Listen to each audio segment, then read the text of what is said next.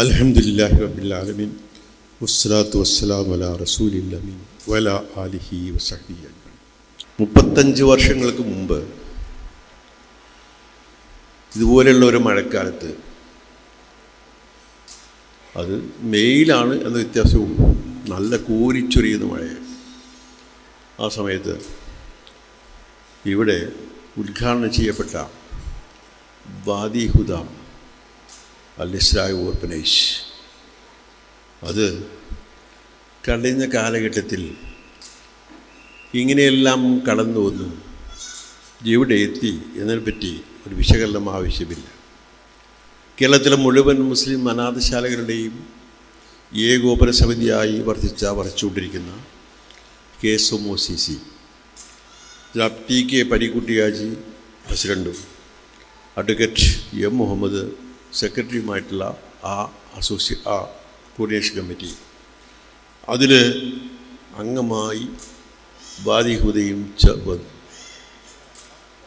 പിന്നീട് ഉള്ള മുമ്പോട്ടുള്ള പ്രയാണത്തിൽ കേരളത്തിലെ ഏറ്റവും മാതൃകാപരമായ അനാഥശാല ഏതെന്ന് ചോദിച്ചാൽ നിസ്സംശയം അത് ബാദിഹുദ ഒരവിജനാണെന്ന് പറയാമെന്ന് അതിൻ്റെ സെക്രട്ടറി പ്രഖ്യാപിച്ചതോടുകൂടി നമുക്ക് അങ്ങേയറ്റത്തെ സന്തോഷവും ചാരിതാർത്ഥ്യവും അള്ളാഹുവിനുള്ള നന്ദിയും ഉണ്ടായി. കാരണം മറ്റൊന്നുമല്ല, ഇങ്ങനെ ഒരു അനാഥശാല ഉണ്ടാവുന്നതിന് ഏറ്റവും അധികം എതിർത്തത് ഇസ്ലാഹി അസോസിയേഷൻ്റെ അന്നത്തെ പ്രസിഡൻ്റായിരുന്ന, അതിൻ്റെ സ്ഥാപകനായിരുന്ന ജനാബ് KC അബ്ദുള്ള മൗലവിയാണ്. കാരണം എന്താണെന്ന് ചോദിച്ചാൽ, അന്ന് അനാഥശാലയെക്കുറിച്ച്, ഓർഫനേജിനെക്കുറിച്ച് കൺസെപ്റ്റ് എന്താണെന്ന് ചോദിച്ചാൽ, കുട്ടികളെ കെട്ടിയിട്ട് വേണ്ടത്ര പീഡനങ്ങൾക്ക് ഇരയാക്കി നടക്കുന്ന ഒരു കോൺസെൻട്രേഷൻ ക്യാമ്പ് എന്നായിരുന്നു.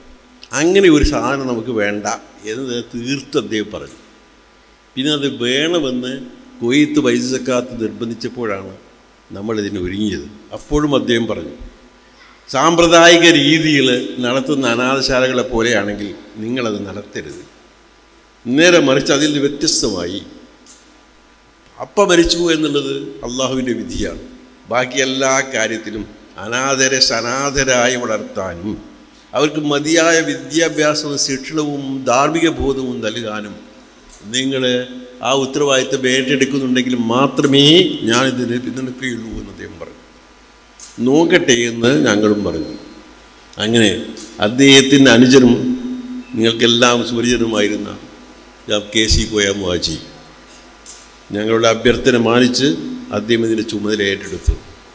പിന്നെ നീണ്ട കാലം, പതിറ്റാണ്ടുകൾ ആ വാക്ക് പാലിച്ചുകൊണ്ടുള്ളതായിരുന്നു ഇതിന് നടത്തിപ്പ്. അതുകൊണ്ട് തന്നെ നൂറുകണക്കിന്, ഒരു പക്ഷേ 1000-ന് പുറത്തോ കുട്ടികൾ ഇവിടെ ഇരുന്ന് പഠനം പൂർത്തിയാക്കി പുറത്തു പോയവരൊക്കെ ഇന്ന് മാന്യമായ ജീവിതം നയിക്കുന്നു. വളരെ അത്യുന്നതങ്ങളിൽ ജോലി ചെയ്യുന്ന ആളുകളുണ്ട്, താഴേക്കിടയിലുള്ള ജോലിയും ചെയ്യുന്നുണ്ട്. പക്ഷേ അവരെല്ലാം അവർക്ക് സനാഥത്വം നൽകിയ ഒരു മഹത്തായ സ്ഥാപനം എന്ന നിലയിൽ ഇത് നന്ദിപൂർവ്വം ഓർക്കുന്നു. അതുകൊണ്ടുകൂടിയാണ് ഇതിൻ്റെ പൂർവ്വ വിദ്യാർത്ഥി സംഘടന ഇങ്ങനെ ഒരു ദൗത്യമേറ്റെടുത്ത് അത് നിർവഹിക്കുന്നതിൻ്റെ പരിപൂർത്തിയിലാണ് ഇന്ന് നമ്മൾ സംബന്ധിച്ചിരിക്കുന്നത്. അവർക്കെല്ലാവർക്കും ഞാൻ എൻ്റെ അഭിനന്ദനങ്ങൾ അറിയിക്കുന്നു. ഈ ഇൻഡോർ സ്റ്റേഡിയം എന്ന് പറയുന്നത് ഒരു സ്റ്റേഡിയം മാത്രമല്ല, നമ്മുടെ കുട്ടികളുടെ, നമ്മൾ വാർത്തെടുത്ത കുട്ടികളുടെ മോഹങ്ങളുടെ, അഭിലാഷങ്ങളുടെ, സർവോപരി പ്രതിബദ്ധതയുടെ ഒരു പ്രതീകം കൂടിയാണ് ഈ സ്ഥാപനം. അനാഥശാലയോടനുബന്ധിച്ച് നമ്മൾ ആരംഭിച്ച ഇംഗ്ലീഷ് സ്കൂൾ ഇന്ന് ഏറ്റവും മികച്ച രീതിയിൽ കേരളത്തിലെ സർക്കാർ അംഗീകൃതമായ ഒരു സ്ഥാപനം എന്ന നിലയിൽ ഇന്നറിയപ്പെടുകയാണ്. എന്തുകൊണ്ട് ഗൾഫാർ എന്ന ചോദ്യത്തിന് ഒറ്റ വാക്കിൽ മറുപടി പറയട്ടെ. കേരളത്തിലെ യാതൊരു പബ്ലിസിറ്റിയും ആഗ്രഹിക്കാതെ, എന്നാൽ സമുദായത്തിലെ യുവതലമുറയെ, ഇളം തലമുറയെ, ആണായാലും പെണ്ണായാലും അവരെ കണ്ടെടുത്ത് അവർക്ക് പരമാവധി വിദ്യാഭ്യാസം നൽകാൻ വേണ്ടിയുള്ള എല്ലാ ശ്രമങ്ങളും നടത്തുന്ന അതേ അവസരത്തിൽ അതെല്ലാം നിശബ്ദ സേവനത്തിൽ ഒതുക്കുന്ന മഹാവ്യക്തിയാണ് ഗൾഫാർ മുഹമ്മദ് സാഹിബ്. അദ്ദേഹത്തിൻ്റെ PM ഫൗണ്ടേഷൻ, അതിനെക്കുറിച്ച് ഇന്നലെ വന്ന വിശദമായ റിപ്പോർട്ടുകൾ വായിച്ചിരിക്കും. സ്കൂൾ 10ാം ക്ലാസ് പാസ്സായ, അല്ലെങ്കിൽ പിന്നെ +2 പാസ്സായ കുട്ടികളെയൊക്കെ അതിൽ ഏറ്റവും മിടുക്കന്മാർക്ക് കണ്ടെത്തിയിട്ട് അവർക്ക് ഉപരിപഠനത്തിനുള്ള സൗകര്യം ചെയ്തു കൊടുക്കാനുള്ള സംരംഭം മാധ്യമവുമായി സഹകരിച്ചുകൊണ്ട് വർഷങ്ങളായി തുടർന്നു വരുന്നു. അതുപോലെ വാഴയൂരിൽ, പുളിക്കലിനടുത്ത വാഴയൂരിൽ സാഫി എന്ന പേരിൽ ഏതാണ്ട് ഒരു അർദ്ധ യൂണിവേഴ്സിറ്റി സ്വഭാവത്തോടു കൂടി നടക്കുന്ന സ്ഥാപനം, അതിനെ പിന്നിലും മുന്നിലുമുള്ളത് ഗഫ്ഫാർ മൗലവി സാഹിബാണ്.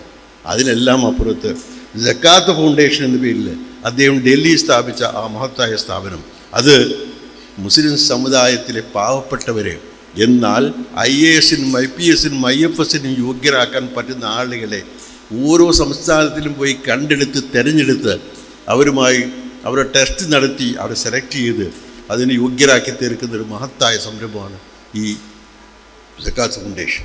ഇങ്ങനെയുള്ള ഞാൻ അദ്ദേഹത്തെ കൂടുതൽ അദ്ദേഹത്തിൻ്റെ അഭാവത്തിൽ മാത്രമാണ് ഈ കാര്യങ്ങൾ പറഞ്ഞത്. അദ്ദേഹത്തിൻ്റെ സാന്നിധ്യത്തിൽ അത് പറയാൻ പോലും അദ്ദേഹം അനുവദിക്കില്ല. ഈ സ്ഥാപനം കൊണ്ട് ഉണ്ടാക്കിയത് നിങ്ങൾക്കറിയാം. ഈ കുന്നിൻപുറത്ത് 10-15 ഏക്കറുള്ള ഈ കുന്നിൻപുറത്ത് വെള്ളമില്ല, വേറെ ഒരു വസ്തുവില്ല, കുറുക്കം പോലും ഇല്ല എന്ന് പറയാം. അങ്ങനെയുള്ള ഈ പ്രദേശത്ത് ഒരു അനാഥശാല സ്ഥാപിക്കുക എന്ന് പറഞ്ഞാൽ അത് ഒരു തരത്തിൽ പറഞ്ഞാൽ അതിസാഹസികമാണ്. KC അബ്ദുള്ള മൗലവി ഒരൊറ്റ കാര്യം കൊടിയത്തൂർക്കാരോട് വിളിച്ചു പറഞ്ഞു, നിങ്ങൾ 2 കാര്യങ്ങൾ ഓഫർ ചെയ്താൽ ബാക്കി ഞങ്ങൾ നോട്ടിക്കാം. 1 റോഡ്, 2 വെള്ളം. ഈ 2 നിങ്ങൾ സ്ഥാപിച്ചാൽ തന്നാൽ ഞങ്ങൾ തീർച്ചയായും നല്ല മാതൃകാപരമായ ഒരു ആശാല സ്ഥാപിക്കാമെന്ന് കൊടിയത്തൂർക്കാരുടെ സഡൻ അതിനുവേണ്ടി വിളിച്ചു ചേർത്ത യോഗത്തിൽ വെച്ച് അവരത് ഓഫർ ചെയ്തു. അങ്ങനെ അവരൊക്കെ തന്നു. അങ്ങനെയാണ് ഈ 1 വർഷമാണ് അനാഥശാല നിർമ്മിക്കാൻ വേണ്ടി വരുന്ന, കെട്ടിടം നിർമ്മിക്കാൻ വേണ്ട സമയമെങ്കിലും 10 മാസം കൊണ്ട് അന്നത്തെ ഒരു കോൺട്രാക്ടറായിരുന്ന കറപ്പൻ അത് പൂർത്തിയാക്കി തന്നു എന്നുള്ളതാണ് കാര്യം. അങ്ങനെയാണ് 989 സ്പീക്കർ വർക്കല രാധാകൃഷ്ണൻ സാറ് അത് ഉദ്ഘാടനം ചെയ്ത് അതിനുള്ളൊരു പശ്ചാത്തലവുമുണ്ട്. രാഷ്ട്രീയമായ വടംവലി കൊണ്ട് LDF-ഉം UDF-ഉം ഒക്കെ അന്നുണ്ടല്ലോ. അപ്പോൾ അതുപോലെയുള്ള പ്രശ്നങ്ങളൊക്കെ വന്നപ്പോൾ രാഷ്ട്രീയത്തിൽ അതീതനായ ഒരു വ്യക്തിയെ കൊണ്ടുവരിക, അദ്ദേഹത്തിൻ്റെ രാഷ്ട്രീയം ഇല്ലാഞ്ഞിട്ടല്ല, അദ്ദേഹം പക്ഷേ നിയമസഭാ സ്പീക്കറാണ്, ആ നിലയ്ക്ക് കൊണ്ടുവരിക എന്ന് പറഞ്ഞപ്പോൾ അദ്ദേഹം വളരെ സന്തോഷപൂർവ്വം അത് അംഗീകരിച്ചു. അദ്ദേഹം വന്നു. അങ്ങനെയാണ് ഒരു പെരുമഴക്കാലത്ത് ഇതിന് ഉദ്ഘാടനം നിർവഹിക്കുന്നത്. പിന്നീട് അങ്ങോട്ട് നടന്നത് KC അബ്ദുള്ള മൗലവി ആദ്യമേ ഒരു കാര്യം ഉറപ്പ് പറഞ്ഞിരുന്നു, നിങ്ങളിത് മാതൃകാപരമായി നടത്തുന്ന ഒരു അനാഥശാല അല്ലെങ്കിൽ എൻ്റെ പിന്തുണ അതിന് കിട്ടുകയില്ല, നിങ്ങൾ എന്ത് നടത്തിയാലും തിരക്കില്ല. നേരെ മറിച്ച് കുട്ടികളെ കൊണ്ടുവന്ന് അവർക്ക് മതിയായ ശിക്ഷണവും ആരോഗ്യപരമായ കാരണങ്ങളും ബാക്കി എല്ലാ സൗകര്യങ്ങളും ഒരുക്കിക്കൊണ്ട് വൃത്തിയായി നടത്തുമെങ്കിൽ മാത്രമേ അത് നടത്തേണ്ടതുള്ളൂ എന്ന് അദ്ദേഹത്തിൻ്റെ അനിയൻ KC ഗോയാമു ഹാജി തന്നെ ഞങ്ങൾ അതിനുവേണ്ടി സെലക്ട് ചെയ്തു. അദ്ദേഹത്തിൻ്റെ വീട്ടിൽ നടന്ന് ഒരു 1-1.5 കിലോമീറ്റർ വരുന്ന ഈ സ്ഥലത്തേക്ക് എന്നും വന്ന് അങ്ങനെ ഈ അനാഥശാല വളർന്നതെന്ന് മാത്രമല്ല, കേരളത്തിലെ മുഴുവൻ മുസ്ലിം അനാഥശാലകളുടെയും കോർഡിനേഷൻ കമ്മിറ്റി KSMOCC, ആ KSMOCC ഈ അനാഥശാലയെ പ്രത്യേകം മാർക്ക് ചെയ്തു. ഒടുവിൽ അത് പല അനാഥശാലകളുടെയും കാര്യത്തെ പ്രശ്നമുണ്ടായപ്പോൾ ആ KSMOCC-യോട് മാതൃകാപരമായി നടക്കുന്ന ഏതെങ്കിലും അനാഥശാലയുണ്ടോ എന്ന് ചോദിച്ചപ്പോൾ അവർ ഔദ്യോഗികമായി തന്നെ നൽകിയ മറുപടി ഒന്നുണ്ട്, അത് കൊഴുത്തൂരിലെ വാദി റഹ്മയാണ് എന്നവർ സർട്ടിഫൈ ചെയ്തു. ഞങ്ങൾ സന്തോഷമായി.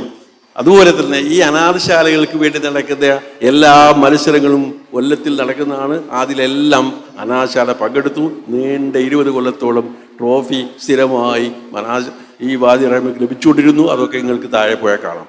അപ്പോൾ ഇങ്ങനെയുള്ള ഒരു പശ്ചാത്തലത്തിലൂടെ വളർന്നു വന്ന ഈ സ്ഥാപനം പക്ഷേ മുന്നോട്ട് പോയപ്പോൾ ഇത് മാത്രമല്ല, അതായത് വിദ്യാഭ്യാസം എന്ന് പറയുന്നത് സർക്കാർ സ്കൂളുകളിലൂടെ മാത്രം നടത്തിക്കൊണ്ട് നമുക്കിതിനെ ഏറ്റവും നല്ല രീതിയിൽ കൊണ്ടുപോകാൻ കഴിയില്ല.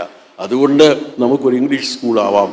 അങ്ങനെ NCERT-യുടെ സിലബസ് പ്രകാരമുള്ള NCERT സിലബസും ആദ്യമേ ആരംഭിച്ചിരുന്നു 1991. അത് വളർന്ന് ഇന്ന് കാണുന്ന വാദി റഹ്മ ഇംഗ്ലീഷ് സ്കൂളായി.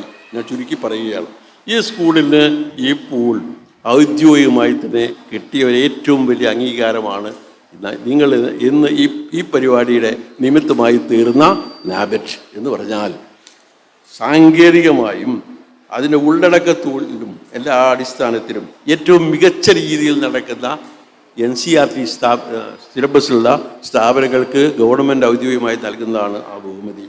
കേരളത്തിൽ ആയിരക്കണക്കിന് എന്ന് പറയാം ഇംഗ്ലീഷ് സ്കൂളുകളുണ്ട്. അക്കൂട്ടത്തിൽ 3 സ്കൂളുകൾക്ക് മാത്രമേ നേരത്തെ NABET ലഭിച്ചിരുന്നുള്ളൂ. ഇപ്പോൾ 4ാമതായിട്ട് കൊടിയത്തൂർ വാദി റഹ്മ ഇംഗ്ലീഷ് സ്കൂളിലും അത് ലഭിച്ചിരിക്കുന്നു എന്നുള്ളത് ഈ സ്ഥാപനത്തെ സംബന്ധിച്ചിടത്തോളം വളരെ സന്തോഷകരമായ കാര്യമാണ്.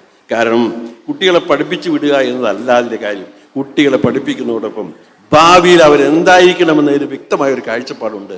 അത് മറ്റൊന്നുമല്ല, ധാർമ്മികവും സദാചാരപരവുമായ സാൻമാർഗികവുമായ മൂല്യങ്ങൾ അവരുള്ളതോടൊപ്പം തന്നെ സമൂഹത്തിന് ഏറ്റവും ഉപകാരപ്പെടുന്ന രീതിയിൽ നാനാതരത്തിലുള്ള കഴിവുകൾ ആർജിച്ച കുട്ടികളെ വളർത്തിയെടുക്കണമെന്നുള്ളതാണ്. അവർക്ക് അനാഥത്വം ഒരിക്കലും ഒരു ശാപമായി അനുഭവപ്പെടരുത്, നേരെ മറിച്ച് സനാഥത്വമാണ് വാദി റഹ്മയിലൂടെ ലഭിക്കേണ്ടത് എന്ന് നമ്മൾ ആദ്യമേ നിഷ്കർഷിക്കുകയുണ്ടായി. അതിന് മർഹൂം കോയ മുഹാജി അതിന് നേതൃത്വം നൽകി. അങ്ങനെയാണ് നൂറുകണക്കിന് വിദ്യാർത്ഥികൾ കേരളത്തിൽ മാത്രമല്ല, ഇന്ത്യയിൽ മാത്രമല്ല, ഇന്ത്യക്ക് പുറത്തും പല രംഗങ്ങളിലും സേവനമനുഷ്ഠിക്കുന്നത്. അവരെല്ലാം ഉൾക്കൊള്ളുന്നതായ പൂർവ്വ വിദ്യാർത്ഥി സംഘടനയാണ് ഈ ഓഡിറ്റോറിയം ഉദ്ഘാടനം ചെയ്യപ്പെട്ട ഈ ഓഡിറ്റോറിയത്തിന് പിന്നിലുള്ളത് എന്ന കാര്യവും ഈ കാര്യത്തിൽ ഞാൻ ഓർമ്മിപ്പിക്കുകയാണ്. അപ്പോൾ ഇങ്ങനെയുള്ള ഈ ഒരു പശ്ചാത്തലത്തിൽ നിന്നുകൊണ്ട് നമ്മൾ ഇന്ന് ഇതിൻ്റെ ആദരം, അതായത് നാബെറ്റ്, അത് ആഘോഷിക്കുകയാണെന്ന് തന്നെ പറയാം. അതിൽ നമുക്ക് അതിഥിയായി ലഭിച്ചിരിക്കുന്നത് ഗൾഫാൽ മുഹമ്മദ് സാഹിബിനെയാണ്. എന്തുകൊണ്ട് അദ്ദേഹം എന്ന ചോദ്യത്തിലുള്ള ഉത്തരം ഞാൻ പറയാം. ഒന്ന്, അദ്ദേഹം ആണ് കേരളത്തിലെ വളരെ പ്രസ്റ്റീജിയസായി എന്ന് പറയാവുന്ന നമ്മൾ കുടിക്കലിനടുത്തുള്ള സ്ഥാപനം, ആ സാഫി എന്ന് പറയുന്ന ആ കോൾ, ഏതാണ്ട് ഒരു അർദ്ധ യൂണിവേഴ്സിറ്റിയുടെ സ്വഭാവം അതിനുണ്ട്. അത് പൂർണ്ണ യൂണിവേഴ്സിറ്റി തന്നെ അടുത്ത് ആവാൻ പോകുന്നു എന്ന് ഞാൻ പ്രതീക്ഷിക്കുന്നു. അതിന് പിന്നിലുള്ളത് യഥാർത്ഥത്തിൽ ഗൾഫാൽ മുഹമ്മദ് സാഹിബാണ്. രണ്ടാമതായിട്ട് PM ഫൗണ്ടേഷൻ എന്ന പേരിൽ മാധ്യമവുമായി സഹകരിച്ചുകൊണ്ട് അദ്ദേഹം നടത്തുന്ന വിദ്യാർത്ഥികൾക്ക് സ്കോളർഷിപ്പ് നൽകിക്കൊണ്ടിരിക്കുന്ന പദ്ധതി, അതിനെ സംബന്ധിച്ച വിശദീകരണങ്ങളെല്ലാം പത്രങ്ങളിലൂടെ വന്നു കഴിഞ്ഞു. മൂന്നാമതായിട്ട് അതെല്ലാം പുറമെ ഡൽഹി കേന്ദ്രമാക്കിയുള്ള സക്കാത്ത് ഫൗണ്ടേഷൻ, അത് മറ്റൊന്നുമല്ല IAS, IPS, IFS പോലെയുള്ള വളരെ പ്രസ്റ്റീജിയസായ പരീക്ഷകൾക്ക് കുട്ടികളെ സജ്ജമാക്കുന്ന ഏറ്റവും നല്ല സ്ഥാപനമാണ്. അത് പൂർണ്ണമായും അദ്ദേഹത്തിൻ്റെ മേൽനോട്ടത്തിലും സംരക്ഷണത്തിലുമാണ് നടക്കുന്നത് നമ്മൾ ആലോചിക്കണം. അപ്പോൾ സമുദായത്തിലെ വലിച്ചെറിയപ്പെടുന്ന തെരുവാധാരമായി തീരുന്ന കുട്ടികളെല്ലാം പെരുക്കിയെടുത്ത് അവരിൽ അവരുടെ നാനാവിധ കഴിവുകൾ കണ്ടെടുത്ത് വളർത്തിയെടുക്കാൻ വേണ്ടിയുള്ള സംരംഭത്തിന് ഏറ്റവും ഉചിതമായ വ്യക്തിത്വം അദ്ദേഹമാണെന്ന് ഞങ്ങൾ മനസ്സിലാക്കിയതിൻ്റെ ഫലമായിട്ടാണ് ഇന്ന് അദ്ദേഹത്തെ നമുക്ക് അതിഥിയായി സ്വീകരിച്ചിരിക്കുന്നത്. ഇത് ഒരു അംഗീകാരം കിട്ടിയെന്നത് മാത്രമല്ല, അതിൻ്റെ മുന്നിൽ ധാരാളം പ്രശ്നങ്ങളും അതുപോലെ തന്നെ പദ്ധതികളും ഉണ്ട്. KCC ഹുസൈൻ സാഹിബിൻ്റെ നേതൃത്വത്തിലുള്ള ഒരു ഗവേണിയും കൂടിയാണ് ഇത് നടത്തിക്കൊണ്ടിരിക്കുന്നത്.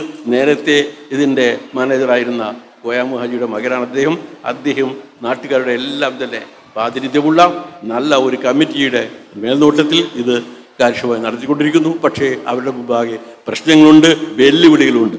ഇന്ത്യയിലെ മുസ്ലിം സമൂഹം വിശേഷിച്ച് ഇന്ന് വിദ്യാഭ്യാസ രംഗത്ത് നേരിട്ടുകൊണ്ടിരിക്കുന്ന വെല്ലുവിളിയെക്കുറിച്ചൊന്നും ഞാൻ പ്രസംഗിക്കുന്നില്ല. പക്ഷെ നിങ്ങൾക്കതറിയാം, ഒരർത്ഥത്തിലും ഈ സമുദായം വളരരുത് എന്ന് തീരുമാനിച്ച ശക്തികൾ വളരെ സജീവമായിരിക്കെ ആ വെല്ലുവിളിയെ നേരിട്ടുകൊണ്ട് എല്ലാറ്റിനെയും അതിജീവിച്ചുകൊണ്ട് എല്ലാ വെല്ലുവിളികളെയും സമാധാനത്തോടും മതനിരപേക്ഷതയുടെയും ജനാധിപത്യത്തിൻ്റെയും ഭരണയുടെയും അർത്ഥങ്ങൾ മാനിച്ചുകൊണ്ട് മുമ്പോട്ട് പോകാനുള്ള നമ്മുടെ ദൃഢനിശ്ചയത്തിൻ്റെ ഭാഗം തന്നെയാണ് ഈ വിദ്യാഭ്യാസവും. ഒരർത്ഥത്തിൽ ഈ വിദ്യാഭ്യാസം എന്ന് പറയും, ഈ നമ്മുടെ സ്ഥാപനം എന്ന് പറയുന്നത് ഒരു ശരിയായ സമരത്തിലാണ്. ആ സമരം ബുദ്ധിപരമായ സമരമാണ്.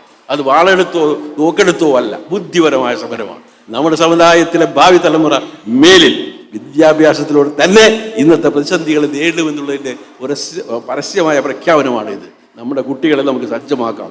എന്തെല്ലാം ഭീഷണികളും എന്തെല്ലാം പ്രയാസങ്ങളും ഉണ്ടെങ്കിലും ശരി, അതിനെല്ലാം സമാധാനത്തോടെ ഇസ്ലാം അനുശാസിക്കുന്ന സമാധാനത്തിൻ്റെയും സ്നേഹത്തിൻ്റെയും സൗഹൃദത്തിൻ്റെയും തലത്തിൽ നമുക്കത് വളർത്തിക്കൊണ്ടുപോകാം.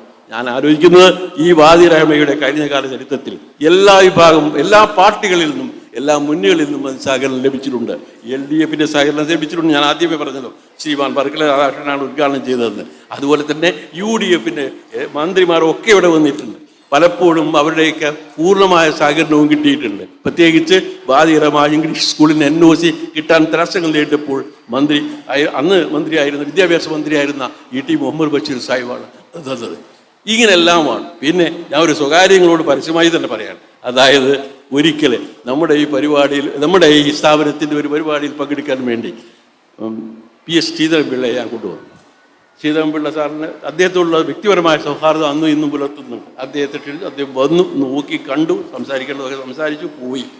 കുറേ കാലത്തിന് ശേഷമാണ് ഞാൻ അറിഞ്ഞത് അദ്ദേഹം ഇന്ന് ഗോവ ഗവർണറാണ്. അദ്ദേഹം തൻ്റെ അദ്ദേഹത്തിൻ്റെ സ്വന്തം ഫണ്ടിൽ നിന്ന്, വ്യക്തിപരമായ ഫണ്ടിൽ നിന്ന് ഒരു സംഖ്യ പേര് മാറിക്കൊണ്ട് ഈ സ്ഥാപനത്തിൽ നിന്ന് അനുവദിച്ചുകൊണ്ടേയിരുന്നു. തീർച്ചയായും നമ്മളൊക്കെ സാധാരണഗതിയിൽ പ്രതീക്ഷിക്കാത്ത ഒന്നാണ് എന്ന് പറഞ്ഞാൽ ഈ സ്ഥാപനത്തിൻ്റെ മഹത്വവും അതിൻ്റെ പ്രസക്തിയും പ്രാധാന്യവും നേരിൽ കണ്ട് ബോധ്യപ്പെട്ടത് കൊണ്ടാണ് അദ്ദേഹം അത് ചെയ്തത്. അതിനിടയ്ക്ക് തമാശ കൂടി പറയേണ്ടത്, അല്പം തമാശ കൂടിയുള്ള ഒരു കാര്യം പറയേണ്ടതുണ്ട്. ഇതിന് അംഗീകാരം കിട്ടാൻ വേണ്ടി, ഗവൺമെൻറ് അംഗീകാരം കിട്ടാൻ വേണ്ടി നമ്മൾ അപേക്ഷ കൊടുത്തപ്പോൾ അനാശാല കൺട്രോൾ ബോർഡിൻ്റെ ഒരംഗം അംബികാദേവി എന്ന് മാറ്റായിരുന്നു അവരുടെ പേര്, പാലക്കാട്ടുകാരിയാണ്. അവർ വന്നു, അങ്ങനെ വന്ന് നോക്കിയെല്ലാം കണ്ട് അവസാനം റിപ്പോർട്ട് കൊടുത്തു, അവിടെ ഒരു അനാശാല പ്രവർത്തിക്കുന്നില്ല. എന്ത് ചെയ്യും? ഞാനിത് അറിയുന്നത് കുറേ വൈകിട്ടാണ്. വീണ്ടും അപേക്ഷ കൊടുത്തു. അപ്പോൾ അവർ വന്നപ്പോൾ ഞാൻ ചോദിച്ചു, നിങ്ങൾ എന്താ ഇങ്ങനെ ഒരു അനാശാല പ്രവർത്തിക്കുന്നില്ല എന്ന് കണ്ട് എഴുതാൻ കാരണം? അപ്പോൾ അവർ പറഞ്ഞു, നിങ്ങളുടെ മെനുവില്ല, കുട്ടികൾക്ക് കൊടുക്കുന്ന ഭക്ഷണം എങ്ങനെയാണെന്ന് കാണിക്കുന്ന നിങ്ങളുടെ പട്ടികയുണ്ടല്ലോ, അത് കൊണ്ടുപോവാ, അത് കൊണ്ടുപോകും. ഇത് നോക്കി, ഇതിൽ കഞ്ഞി എന്ന് പറയുന്ന ഒരു ഐറ്റം ഉണ്ടോ? തീർച്ചയായും ഇല്ല. ഇതിൽ കപ്പയുണ്ടോ? അതും എഴുതിയിട്ടില്ല. എന്നാൽ അതൊന്നും ഇല്ലാത്തത് കൊണ്ടാണ് ഇത് അനാശാല അല്ല എന്ന് ഞാൻ പറയാം. എങ്ങനെയാണ്? അപ്പോൾ ഞാൻ പറഞ്ഞു, ഈ അസോസിയേഷൻ വേറെയും സ്ഥാപനങ്ങൾ നടത്തുന്നുണ്ട്, അതിനോടനുബന്ധിച്ച് ഹോസ്റ്റലുകൾ നടത്തുന്നുണ്ട്, അവിടെ സമ്പന്നരായ കുട്ടികൾ പഠിക്കുന്നുണ്ട് ഫീസ് കൊടുത്തുകൊണ്ട്. അവർക്കൊരു ഭക്ഷണം ഈ അനാശാല കുട്ടികൾക്ക് കഞ്ഞും കപ്പയും കൊടുക്കണമെന്ന് പറഞ്ഞാൽ നിങ്ങൾ എന്നല്ല മനുഷ്യരൊക്കെ എന്ത് കരുതെന്ന് ചോദിച്ചോ, അത് നിങ്ങൾ പറഞ്ഞത് ശരിയാണ്, എന്നാൽ തിരുത്തി എഴുതണം എന്ന് പറഞ്ഞു. അങ്ങനെ തിരുത്തി എഴുതി നമുക്ക് അംഗീകാരവും കിട്ടി. ഞാൻ പറയാം, ചുരുക്കത്തിൽ എല്ലാം തികഞ്ഞു എന്ന് അവകാശപ്പെടുന്നില്ല. ന്യൂനതകളും വീഴ്ചകളും പാളിച്ചകളും ഒക്കെ സംഭവിച്ചിരിക്കാം. എങ്കിലും ഒരു പുതിയ പാത വെട്ടിത്തെളിച്ചുകൊണ്ട് അനാശാലകളുടെ ചരിത്രത്തിൽ തന്നെ ഒരു വഴിത്തിരിവ് സൃഷ്ടിച്ചുകൊണ്ട് വന്ന ഈ സ്ഥാപനവും അതിൽ തുടർന്നുകൊണ്ട് വന്ന ഇംഗ്ലീഷ് വിദ്യാഭ്യാസ സ്ഥാപനം എല്ലാം സാധ്യമായ അളവിൽ നമ്മൾ മുമ്പോട്ട് കൊണ്ടുപോകാൻ ശ്രമിക്കുകയാണ്. നിങ്ങളുടെയൊക്കെ സഹകരണം അതിനുണ്ടായിട്ടുണ്ട്, ഇനിയും ഉണ്ടാവുമെന്ന് പ്രതീക്ഷിക്കുന്നു.